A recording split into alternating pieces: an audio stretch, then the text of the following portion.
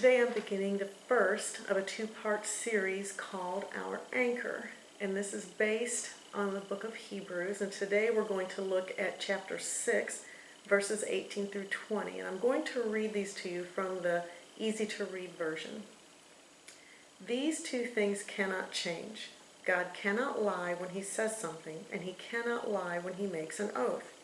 So these two things are a great help to us who have come to God for safety. They encourage us to hold on to the hope that is ours. This hope is like an anchor for us. It is strong and sure and keeps us safe. It goes behind the curtain. Jesus has already entered there and opened the way for us. Now I want to talk first about the curtain. In the Old Testament temple, there was an inner room called the Holy of Holies, and it was behind the curtain or behind the veil. And this is where God's presence abided. And the only person that could go into that room was the high priest, and it was only one time a year. Well, now there is a spiritual curtain, and it is in heaven. And so Jesus died, and he rose again, and he ascended to heaven, and he went behind the spiritual curtain where God is, and he sat down at the right hand of the Father, and he intercedes for us, meaning that he prays for us. He talks to the Father about us. And so it's a beautiful picture of how we have access to God. So now I want to read my journal entry from the day that I studied these verses. And it says, "It thrills me to get this picture of a heavenly sanctuary where Jesus has gone behind the veil, the curtain. We can cast our anchor to him and have a spiritual lifeline that continually connects us to him. I love this picture. Temptations come in many forms, and we let go of the rope. Then we get tossed about on the waves. We drift away, not him. The faster we decide to grab hold of the rope again, the shorter the swim."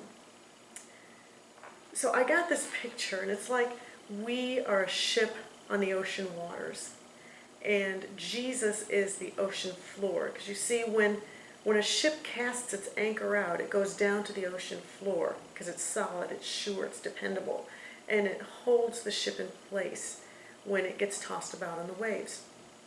So we cast our anchor. The anchor is our hope and our trust. We cast that into Jesus, and it is safe. It is secure. The Word tells us that because we know he is behind that spiritual curtain interceding for us to the Father.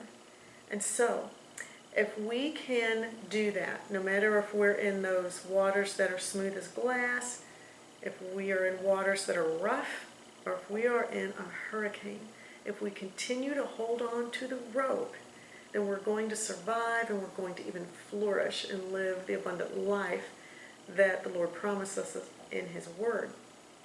So we have to remember that we put our hope and our trust as an anchor, into Jesus.